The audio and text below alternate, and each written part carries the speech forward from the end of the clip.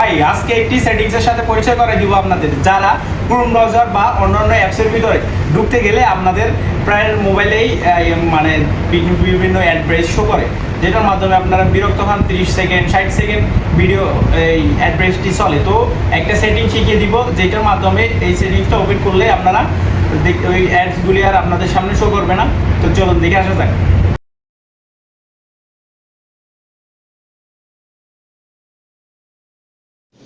তো এই সেটিংসটি চালু করার জন্য আপনার ফোনের থাকা সেটিংস অপশনে চলে যাবেন। এখানে চলে আসার পরে এখানে একটু নিচে স্ক্রল করে দেখতে পারবেন মোর কানেকশন, এখানে একটি অপশন আছে, এইখানে ক্লিক করবেন। এখানে ক্লিক করার পরে আপনাদের একটু নিচে উপরে থাকতে পারে, এখানে ক্লিক করার পরে এখানে যে 4 নম্বরে দেখতে পাচ্ছেন প্রাইভেট ডিএনএস, আপনাদের একটু নিচে উপরে থাকতে পারে আর কি, একটু খুঁজে নেবেন।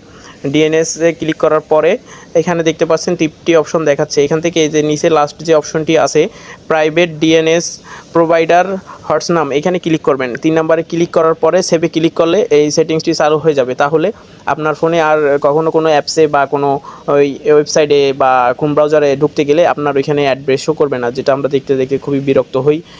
15 সেকেন্ড 30 সেকেন্ড 60 সেকেন্ডের মতনও আর কি অ্যাড শো করে। তো এটা অন করলে আমাদের আর এই অ্যাড্রেস আসবে না, অ্যাড্রেসের বিরক্ত থেকে মুক্তি পাবেন। তো ধন্যবাদ।